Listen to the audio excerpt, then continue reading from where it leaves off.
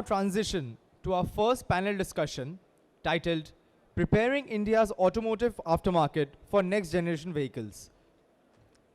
This session will explore the evolution from traditional mechanical repairs to advanced, technologically driven service capabilities, and how this paradigm shift presents both potential disruptions and unprecedented growth avenues for the sector.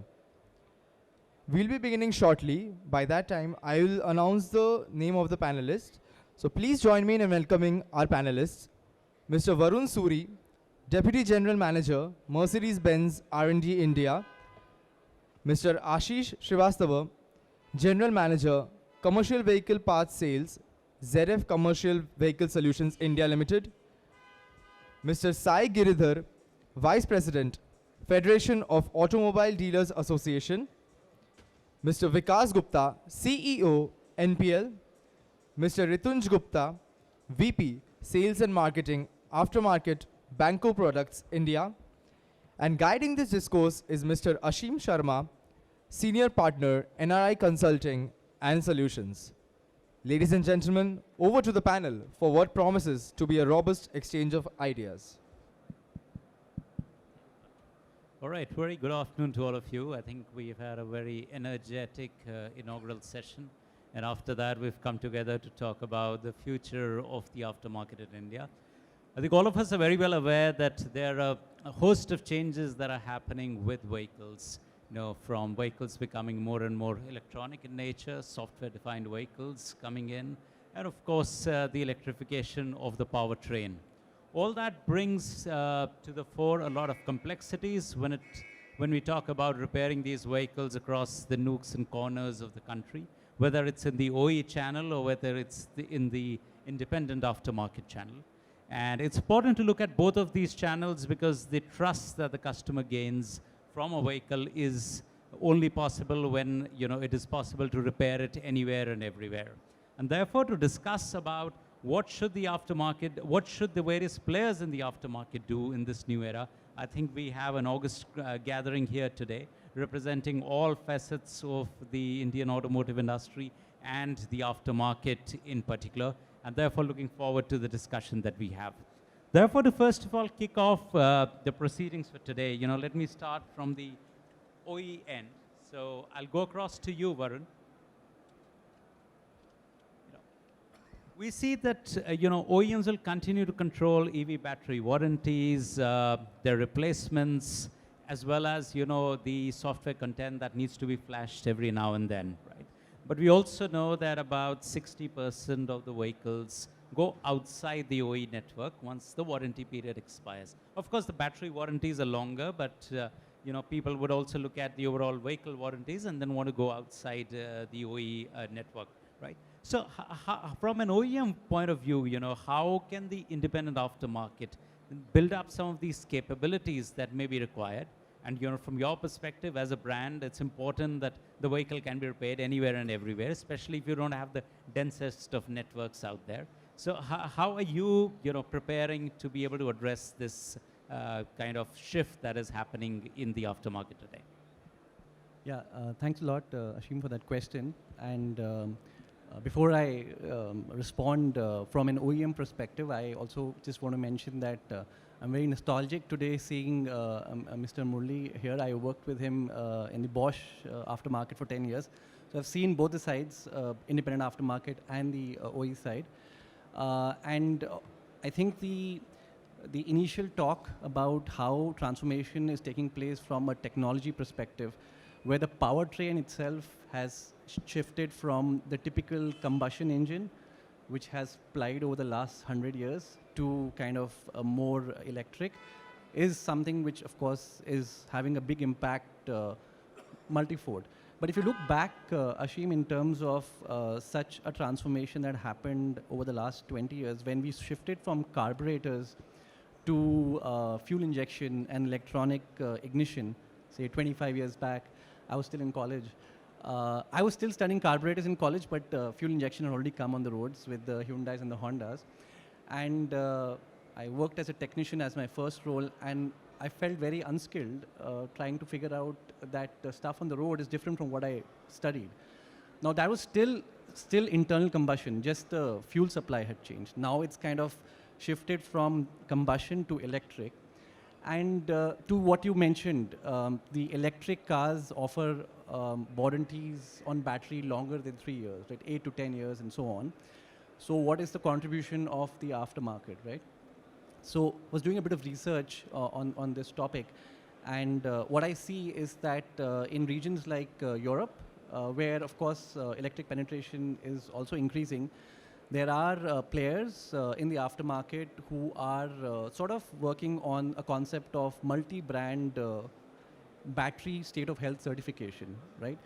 And they're of course partnering with the OEMs to get the right data from, say, the BMS systems, the battery management systems, and other such systems, because it's a complex architecture when it comes to the onboard systems.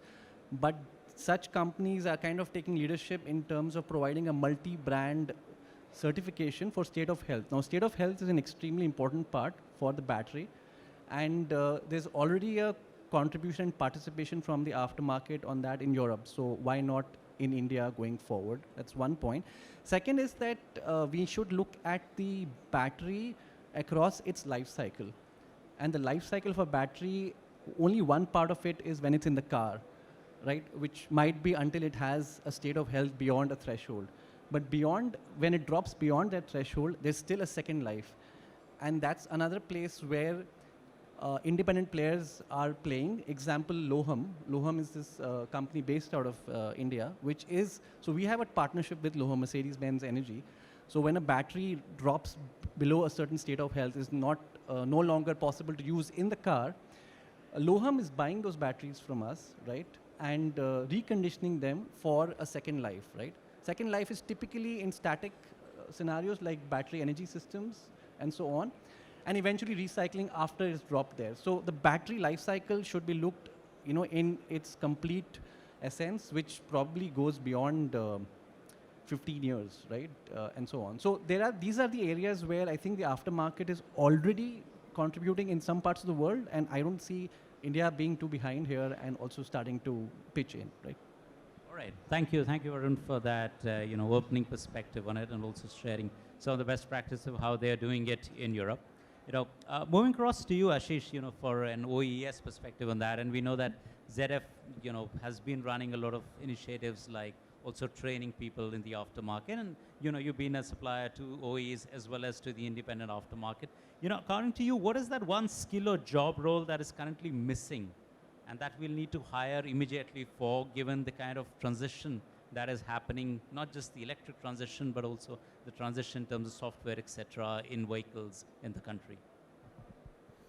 Hi, good afternoon all. Just to start this, we have just heard the previous conversation with seniors.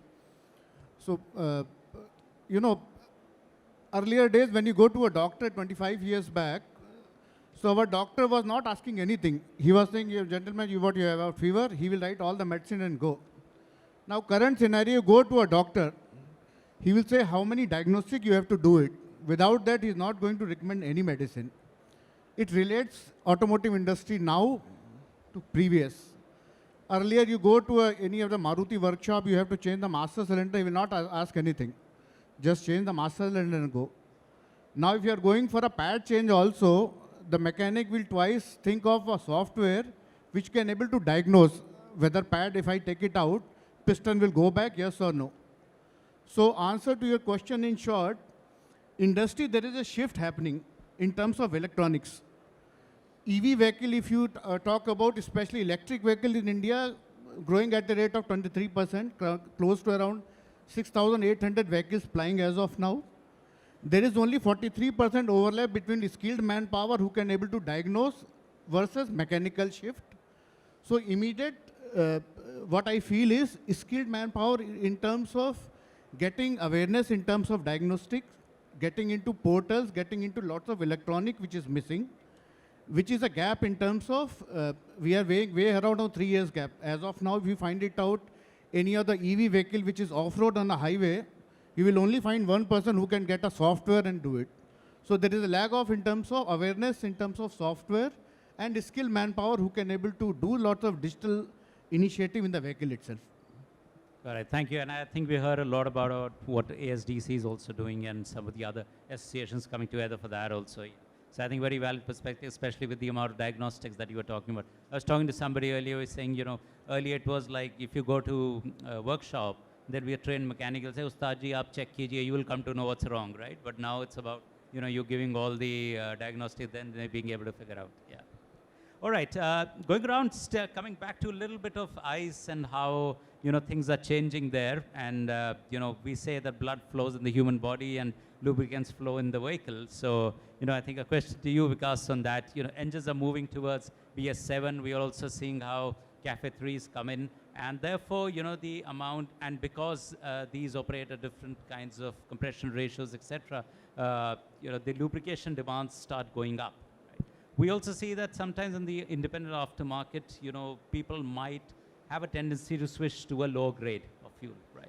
Of the lubricant. You know, how adversely is that affecting engine performance, and you know, how do we safeguard against that? And added to that, in the EV domain, we're going to talk about now fluids coming in for, say, the thermal management of the batteries, right? So how are you also gearing up for this kind of a transition and also safeguarding what is there today with the increase in you know, the engine compliance requirements with BS6 now moving to BS7 and CAFE 3? So coming to lubricants really is like what we call the lifeblood of any vehicle. And the market is transiting. So for example, if you take a BS3, BS4 versus a BS6, the demands of the engine are very, very different.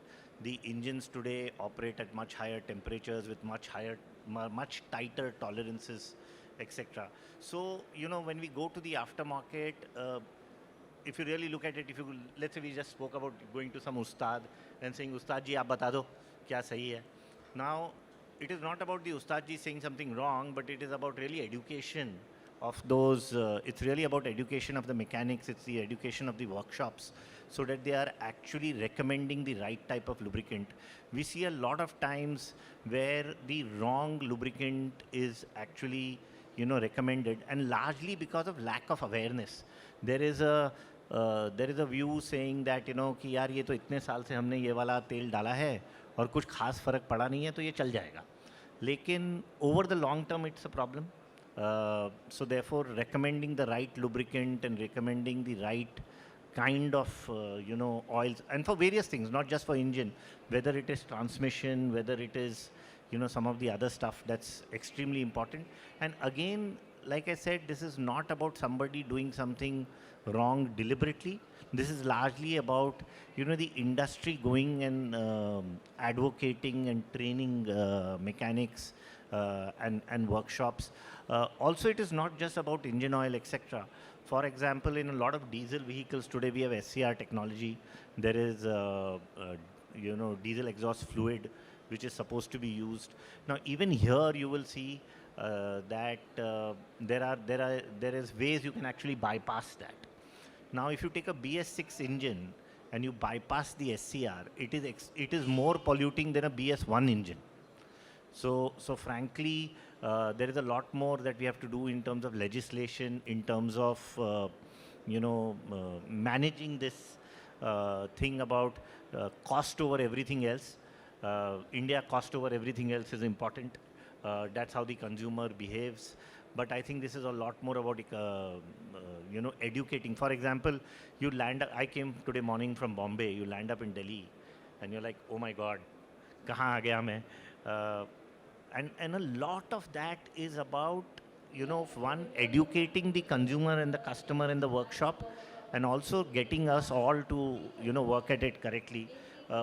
So I think we have to get to a point where we are making the consumer and the workshop understand that there's a long-term impact of not using the right lubricants, etc. So that's the first part of your question. Now, second, moving to EVs. EVs is a slightly different this. So we have to move from, you know, saying engine management to thermal management. We have to go there and say that are we using the right fluids?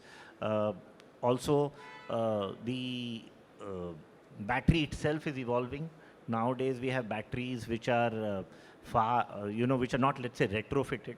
So once you have a retrofitted battery, there is a very different thermal management, etc. that you do. OE fitted battery is very different.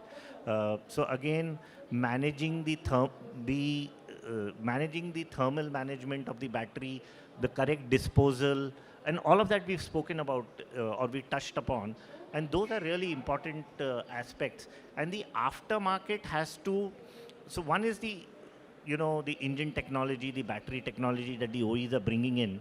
But I think for a lot of us in the market, it is about educating the consumer and the customer in the workshops on what's the right thing to do. And I think over the next couple of years, we'll really have to spend a lot of time, money, and effort on that.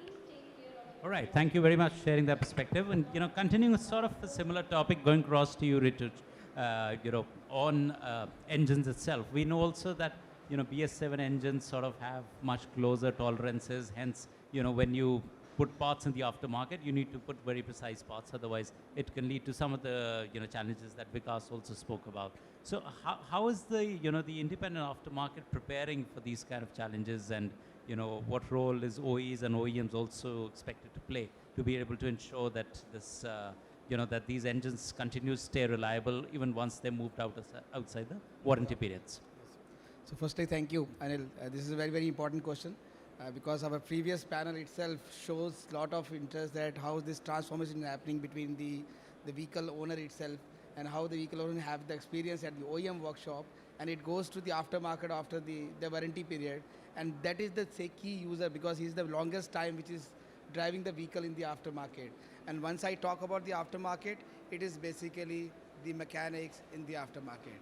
But before I say this, I will just share some of the numbers also which Mr. Murli already shared in the previous panel.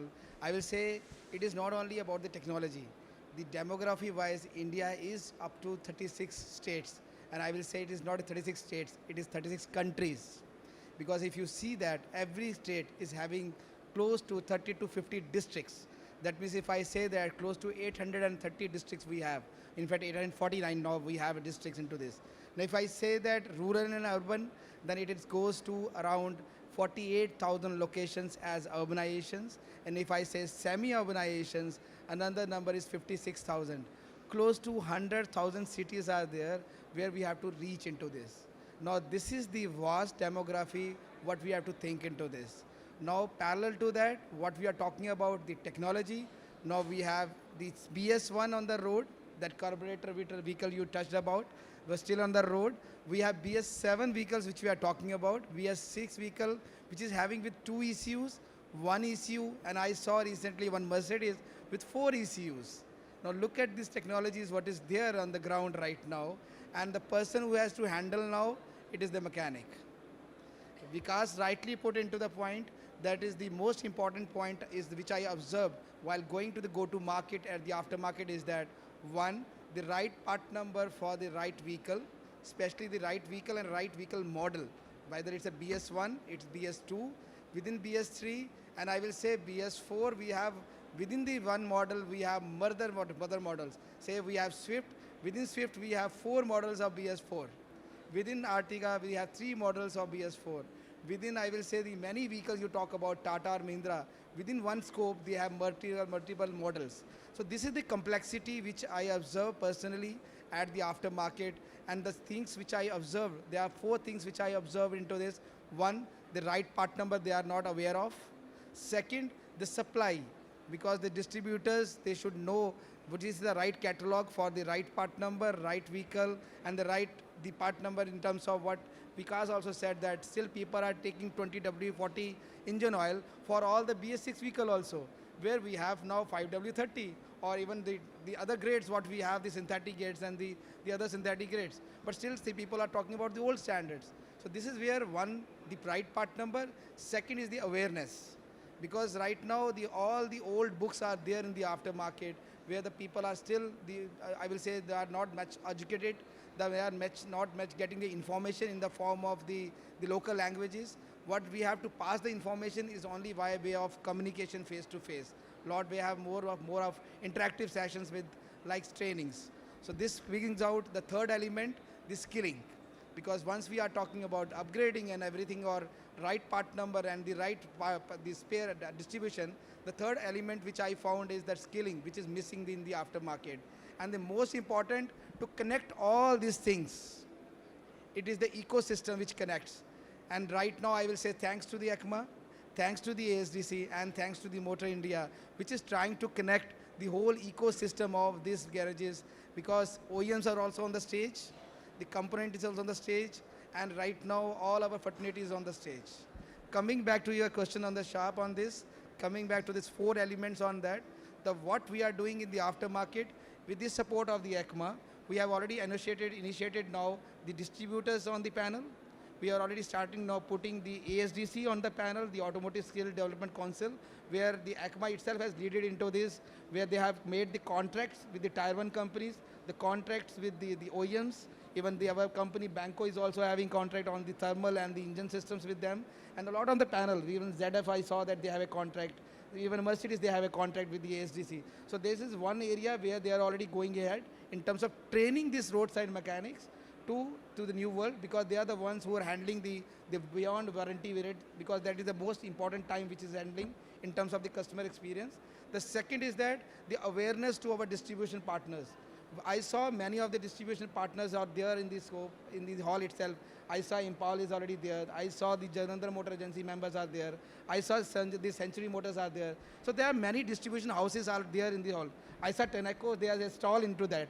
Because that is where these distribution partners are very, very important once we are talking about passing this information from the OEMs to the aftermarket via these distributors, because they are the lifeline to this whole. Despite we say the end point is workshop, but they are the lifeline who distribute all this information, right part number, right place, and they are the ones into that. So this is where that as an ecosystem we have to support each other. These are some of the initiatives which I said that, because if I say from Banco itself, we did around 5 training programs this year. In fact, yesterday itself, I was there in one of the training programs, and the mechanic was not even able to touch the vehicle, because he saw almost 50 sensors. He saw that almost there are 2 ECUs, and most importantly, he saw one board first of all, and he doesn't know what is below the board, because the whole technology has been shifted to compact now. And this is where the information is very, very important to go into that. And the important to all this connect is the right to repair, which Rama has already said that, because that standardization is to be done, the right to repair in the right process, with the right part number, and also in a right manner. This is very, very important. And I will say ACMA has already started the campaign along with the ASDC and along with many of the Tier 1 companies, including Banco, ZF, the OEMs already, the Mercedes. I saw many of the companies are already participating, even some of the colleagues from Bosch also already there. So that is how they are participating. Even I saw workshop, many of the workshop team members already there, associations already there. So they are trying to connect these associations, passing on this information. That is the first way to solve the issue. It is not solved 100%, but passing on the communication to the right information, that is the first step which we have taken into the aftermarket. Sure, thank you. Thank you for sharing the very detailed perspective on that. I think finally and very importantly coming to you, Sai, because you are really forming that interface with the customer in all the workshops, right? So in this era which is sort of transitioning, as we've heard, there are a lot of generations of vehicles out there with different percentages. Then there are EVs also. Then there are software-defined vehicles also. Now, all of this means the workshops have to invest for this new era, right? At the same time, the profitability is always under stress. So how is this being managed, say, at the dealership level? How are all the dealers across the country doing this? So, see, from the dealer's perspective, I can only say that with the next gen vehicles coming in, it doesn't change anything from the customer's perspective. Customer is still looking at reliability, still looking at safety, still looking at convenience. But on the other hand, if you talk about from the dealer's end, it changes everything. It changes the way we used to service cars in, say, 5 years back. Then probably the way we'll be servicing cars in next probably 6 months to a year's time. So we're shifting from spanners to scanners. Every car, as you rightly said, every car which earlier used to come, the mechanic used to say, boss, let's change this part without even touching the car, only by hearing the sound of the vehicle. the mechanic used to say that we change this part. Now today, as a protocol from the OEMs, we need to put the scanner in each and every car, download the data of the car, understand where the problem is, and then there is a flow chart. And that flow chart tells the mechanic that what needs to be diagnosed, what part needs to be changed, and how it needs to be done. So everything is predefined. Now the biggest issue or the biggest problem is that language is a big barrier, if you talk about. So the place where we are, most of the mechanics, their kind of English is an issue for them. So they do their studies in Hindi. They come to our workshops and then they realize suddenly that most of the trainings which the OEMs are giving to be prepared for those vehicles are all in English. Our scanners, our flow charts, our the way the vehicle is supposed to be repaired, everything is in English. So language is a great barrier which we need to conquer.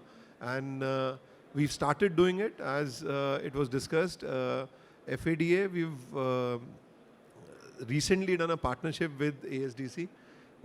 Wherein we'll be targeting to open one training center in each city across India.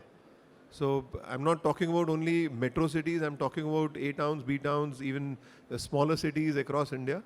So those training centers will become a hub for supplying manpower, because manpower will be the key. See, you can invest in technology once, but manpower is the key, because today we see there is a lot of scarcity as far as manpower is concerned. Dealers end up poaching manpower from their co-dealers. And last but not the least, what you said, yes, investment is also a concern, because we need to invest in dedicated ways. If you talk about EVs, we need to be prepared for thermal cases. We need to have those technology and those scanners. So tooling, everything has changed. Probably, I think the government should also support us as far as tooling is concerned, because most of the tools today are being imported.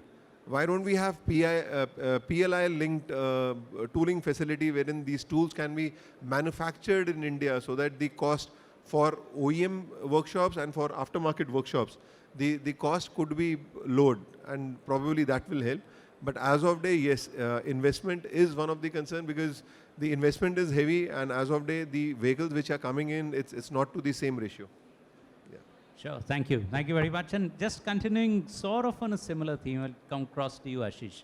You know, we are seeing that still a lot of money is still made in the labor-intensive parts and the mechanical repairs, because those fail, especially given the kind of roads we have, the kind of usage of vehicles we have in India. At the same time, people are saying invest more and more in software capabilities and things like that. Maybe the returns on that are going to be slower. The third element is we've also got advanced systems like ADAS systems, etc., getting into vehicles, which need a lot of calibration. So they need those tools, standards, processes also coming at the workshop level, right?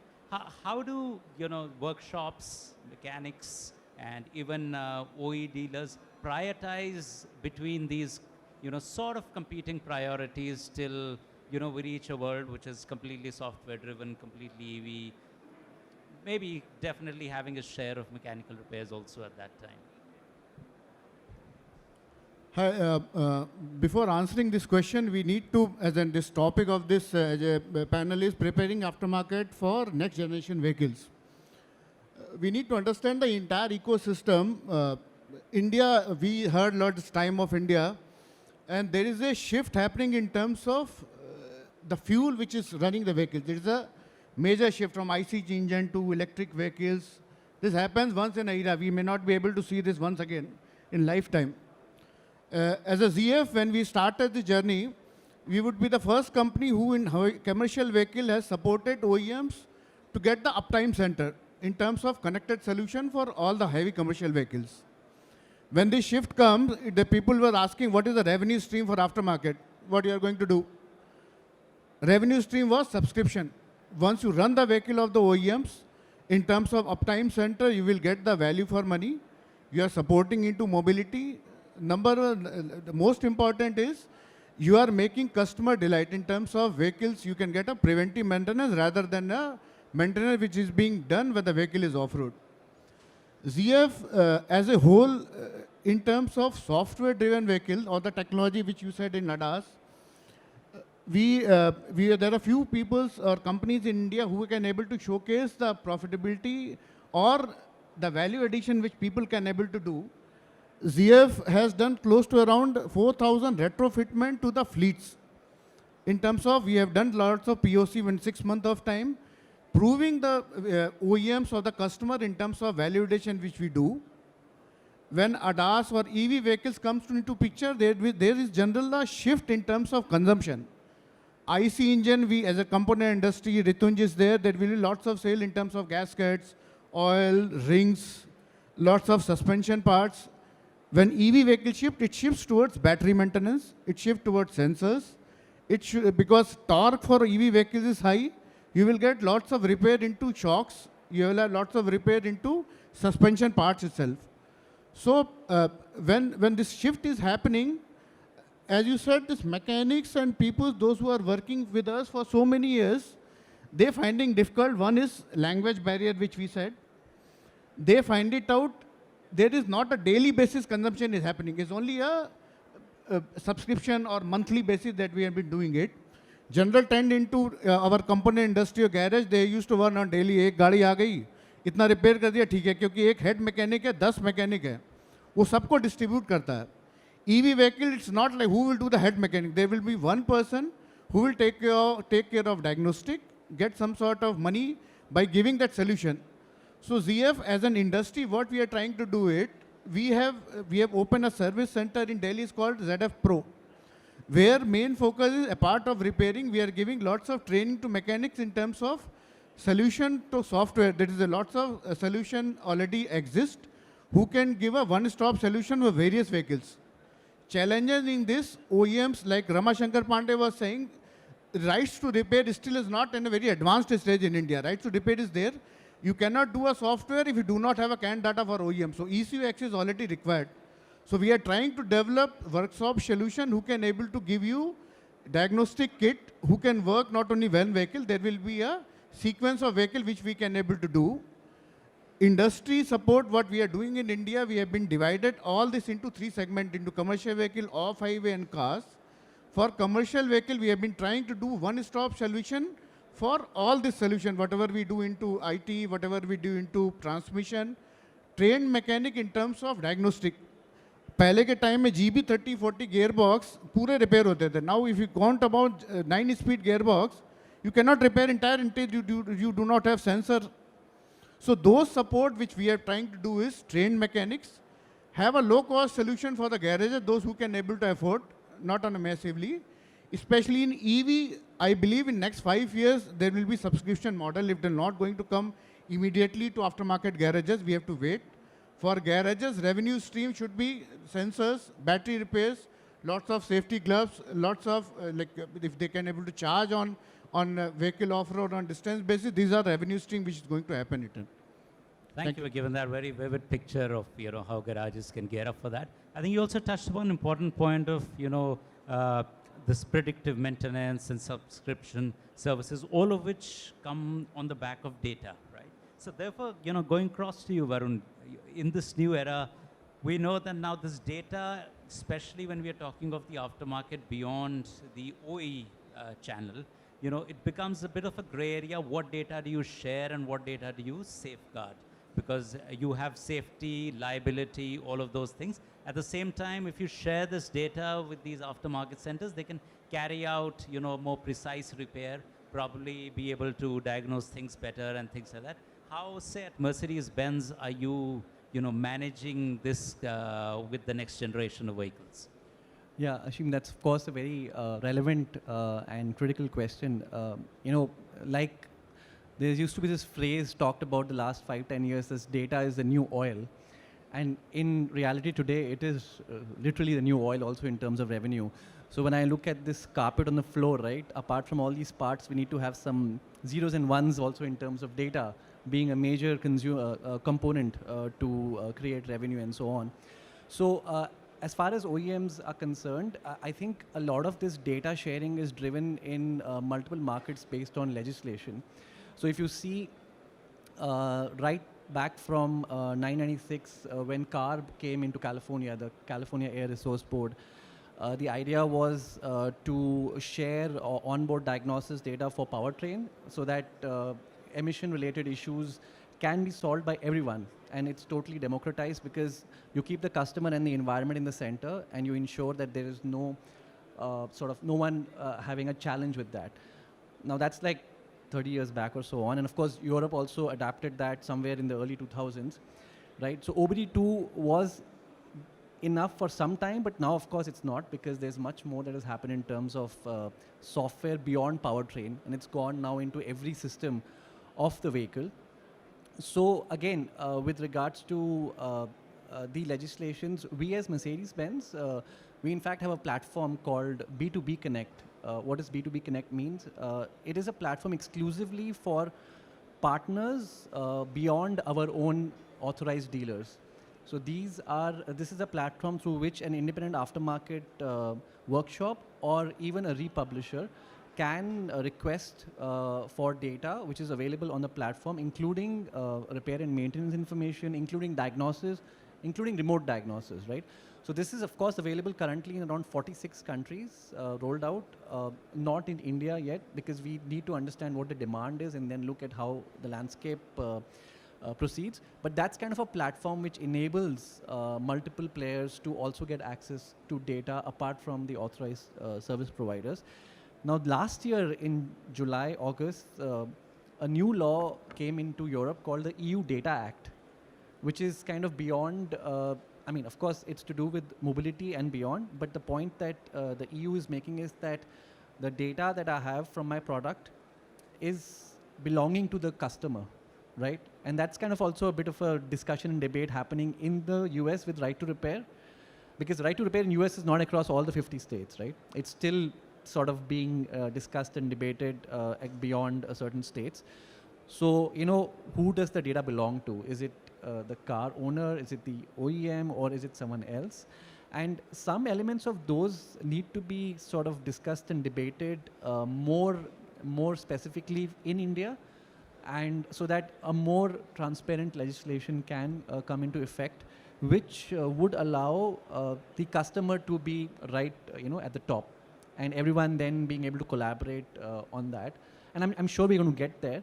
It's just a matter of the fact that our own car park now demands that.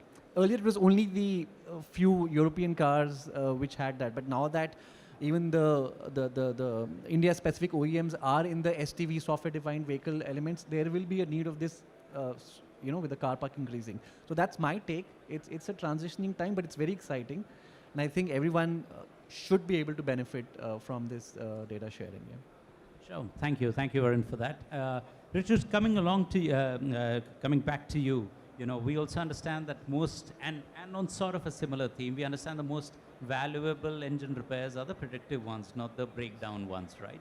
And this again relies on data, but workshops operate in a fundamental manner today without changing that too much, especially say when it's commercial vehicles. Those guys may not have access to be able to even fetch in a lot of this data and things like that. How are you improving the predictability in the independent aftermarket side for engines especially? First of all, I am thanked to all the panel actually. They are speaking at least openly and putting the things on the ground and on the table. But if I talk about the aftermarket, the predictive maintenance and the standardization of process, it is still missing in the aftermarket, because the right information for the BS6 vehicle, it is not there at all. If I talk about BS1 and BS2, because of their old experiences, they are still able to maintain that. But if I talk about the complex vehicles now, which is now not only the EVs, which we are talking about on the stage, but I will say it is now the hybrid vehicles now, which is having the IC engine also is there, and also there is a EV is also there. So that is where as the complexity is moving again and again, they are knowing about on the IC part, but there are very few who are knowing about the I will say the EV part and that is where I was happy to understand from Varun that other countries, they already started opening up the data sharing to this next world. Only the next India is already on the queue now. I hope so on that. I love to hear that, in fact, because it is very important that once we are starting sharing this data to that, then what Rama was sharing in the morning, that we need a standardization of the SOPs of all these processes, starting from the testing of the wiper blade or testing of even the any of the brake systems, or testing of all the sensors, where we all feel that the diagnostics is very, very important on that. But let me tell you all that it is not only that one diagnostics equipment can solve on one vehicle manufacturer. For workshop, he has to maintain one for Mercedes, one for Audi, one for Maruti, one for Tata, one for the others. I think I only saw one company called, or two companies like Bosch or the Launch, who have some solutions on the aftermarket, but not the full. So it's very, very difficult if I talk about on the aftermarket on side. But what I can see that, which I feel that especially in the last half a decade, that there are a lot of communications done on the training, that is upskilling, lot of communication done on the standardization of the data. There are many areas where I saw that, especially on the commercial vehicle, you said that the Tata is already giving the lot of training programs on the fleet, these transport nuggets. Even Leyland also giving a lot of there. Recently, I saw the Benz is also giving the lot of trainings to the mechanics. And the most important, there is one customer which we are missing. It is a fleet operator. Once we are talking about the commercial vehicle, that is where that now all the OEMs, and especially the Tier 1 companies and the OEMs, they are putting now, connecting these fleet operators is also on the road. So by this way, we are moving some steps. And lastly, I will say that the forums like this, because that is where that we are putting the things on the table, and that gives us the opportunity to collaborate each other. And then once this collaboration goes into this, it will be not only good for the ecosystem of the aftermarket, but I will say that what we are talking about safety, what we are talking about the genuine parts, that is what we are talking about the ecosystem or the ecological, what we are talking about, that is where it has solutions towards this. So this will how I feel that personally, that how the whole information or how the whole ecosystem is transforming right now, but there is no end to that. It's only on the transformation stage which is already going on that. So thank you, Rajesh. Coming across to you, Sai, so sort of a similar theme, as this major transformation in mobility is happening, do you think dealerships can really leverage digitization, in all its forms, including this, to be able to maximize resource efficiency, improve profitability, and have they started to do that in a big way? So yes, I think it started from COVID, because if you talk about from the sales point of view, COVID taught us what digitalization can do. Earlier it used to be only physical. We never even imagined that even on a WhatsApp video call we could sell a vehicle. As far as servicing is concerned, today there are video calls happening directly with the OEMs. The data is being shared. So digitalization is important, I guess, and it has helped us a lot. Though probably there was a silver lining that probably digitalization would end up saving cost for the dealership. But now we've realized it's the other way around, in fact. The cost has gone up due to digitalization. But it's more to the convenient side also. From the consumer side, the consumer knows exactly what is happening in his car. The service advisor shares everything on WhatsApp with him. There are real-time updates which goes to the consumer while his car is in the workshop. Earlier, the customer was a bit edgy. He used to be there on the workshop floor to see exactly what is happening in his car. Now, those things are taken care by digitalization. So, yes, digitalization is the way forward. And I think as far as the service is concerned, people who actually invest in making their workshops more digital savvy, they're going to benefit in future. Right. Thank you, Sai. Finally, coming to you, Vikas, and I, sort of reserved coming to you at the end in this one, because I wanted to touch upon a topic that Varun had earlier touched upon, which is about recycling of batteries, right? Similarly, we see the recycling of, the lubricants coming out of the vehicle becoming very important as well. We have APR regimes and all around that, but we understand that these are collected in various parts of the country, and if not handled perfectly, they can lead to adverse soil contamination and other things like that. So how do you think this can be done at scale and in a sustainable manner, given the length and breadth of our country? So currently, the issue is that it's very informal.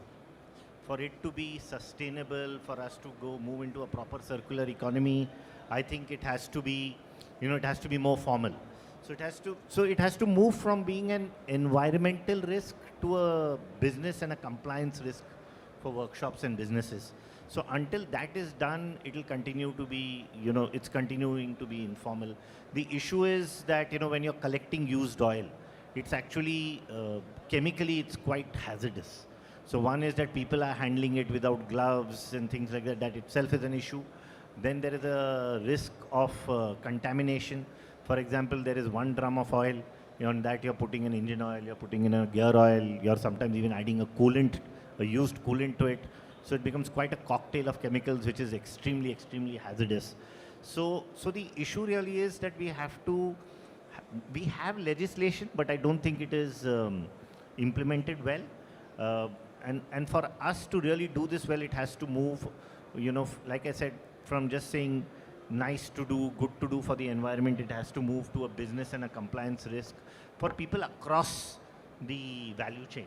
So for example, workshops, so if you go abroad, whether you go to Europe or Australia or anywhere else, a workshop is, there is a compliance and a business risk that he has to segregate the used oil and he has to recycle the used oil. Currently, we have that legislation, but it is not implemented well. Also, we don't have systems for collecting and using this used oil. Currently, most of this used oil is, sold as furnace oil. So unless there are systems to use, to collect this used oil, and then it is profitable for the person to actually put it back into the system. So those are the kind of things that we have to do. So collection has to be standardized. We have to have systems to actually use and process this used oil. Currently, nothing in India is wasted, right? So everything is used, but it is used in the wrong place. It is not. It doesn't go back and gets recycled and refiltered and all of that. It is then goes into as furnace oil, which really, imagine a used engine oil going as furnace oil, what it will do to the environment, what it will do as air pollution, we can all see. So those are the things that we'll really need to, and I think as we move on more and more, we'll really have to work on this harder. I don't even want to touch upon, what could happen to batteries if they are recycled, if they're not recycled properly. So let's say even yesterday or today morning, we read in the newspapers, right? One gentleman with balloons enter the lift, and instead of helium in Bombay, I think those balloons were filled with hydrogen, and they all burst in the lift, and somebody got really burnt. Yeah.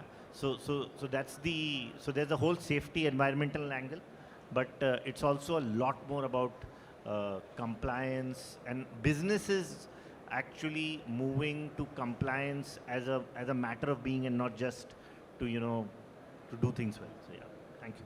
All right, thank you, Vikas. I think we're just almost out of time, but I'd like to go across to each one of you and hear if there's top 1 or 2 things that you think must be done to make our aftermarket ready for the future. And maybe we can start with you, Ashish, and go across. We need to, as an component supplier, we need to take a responsibility of a complete solution provider, not only a component provider. We need to see our garages and mechanics should be aware how to use the component, and for which whatever training, whatever software, whatever help we require, we need to give it to them. Future ahead will be not only a one-time sales of that part, it should be a solution provider to garages as well as customer as well, which I think, yeah. Thank you. Varun, your take. Yeah, I think I just want to refer back to the first round where someone from the leadership said that it's about collaborating and competing in a very healthy way, and how that coexists is what we have to figure out. Other regions have figured it out in Europe and North America. It's for us now to figure out, and it could be not exactly a copy, could be something even more novel, right? Which could be leading even other regions. So that's my thought here. Thank you. Thanks, Arun. My last word will be that there are 2 things what we can do as a aftermarket. One is, of course, collaboration. Collaboration is not only at one level, but there's 2 levels. Collaboration between the OEMs and the Taiwan companies, and then from Taiwan companies to the aftermarkets, where we call as distributors, because they are the backbone of the aftermarket right now. And while we have this whole connect of collaboration, then definitely we can upgrade to the workshops as a way forward. The second thing which I will take that as the skilling. Because as I said that all of us are on the stage, all doing the ASDC programs with the skills. Now there's a time that why can't we have a skill program standardized? Why can't we have a right way of giving the information to the mechanics? Why can't we have a communication in a simple language? Why can't we have a more of 60% practical training programs? That is what we can do as a team, and this whole ecosystem of the aftermarket, as well as the customer experience as a delight, because many have said that we want to delight our customer. But once we are talking about delight, delight is not only about 3 years. Delight is the whole lifespan of 12 years of minimum of any vehicle. So that is what we have to make delight. Once we have to make our customer satisfied, bringing our nation moving forward for the long term, I will say that collaboration is the only one way forward, which I see as the overall way.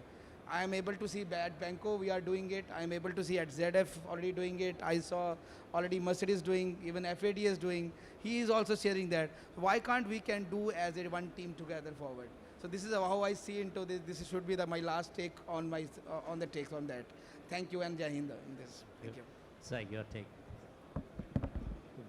My take would be very simple. I guess access to service information should be open enough to have a good competition, but it should be structured to ensure safety. So as probably you would agree with me that safety needs to be regulated, but not restricted.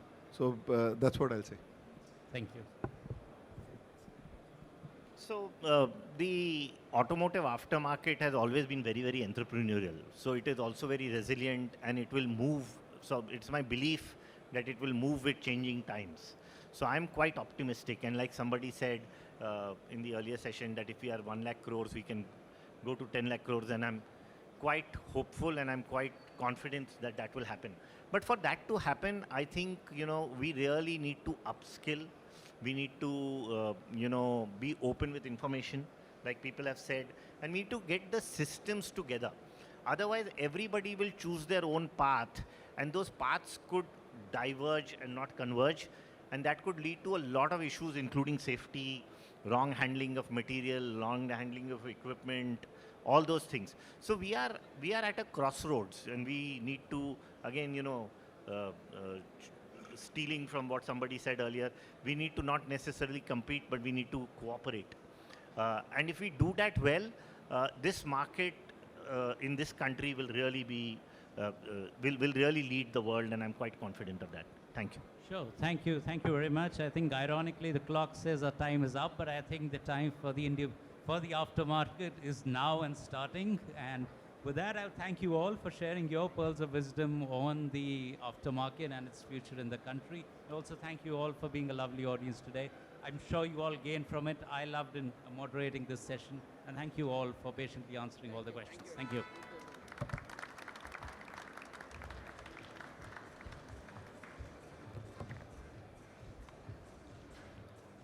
That concludes a highly insightful and interactive panel discussion. A sincere appreciation to the panelists, Mr. Varun Suri, Mr. Ashish Srivastava, Mr. Sai Giridhar, Mr. Vikas Gupta, and Mr. Ritunj Gupta for their expert perspectives on navigating the aftermarket's adaptation to next-gen technologies. Our special thanks to the moderator, Mr. Ashim Sharma, for his adept facilitation and probing questions that enriched the dialogue. A resounding round of applause for their contributions. I would request Mr. Ashim Sharma to give mementos to the panelists one by one. I request the panelists to step forward one by one when I call out their name. Mr. Varun Suri.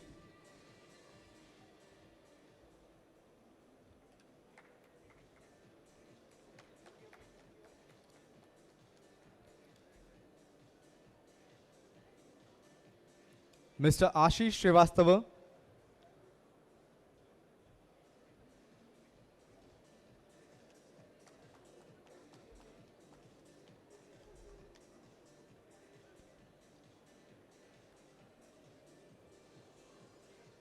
Mr. Sai Giridhar.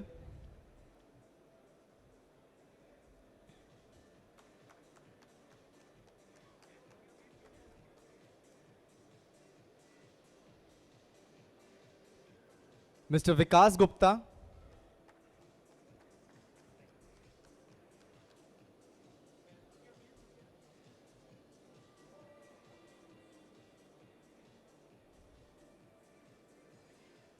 and Mr. Ritunj Gupta.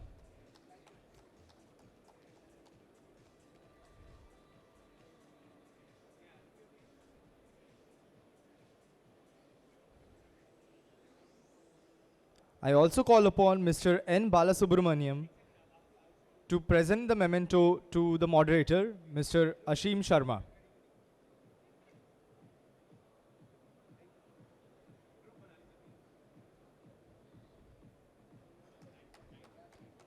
Please may we have a huge round of applause for our panelists and the moderator.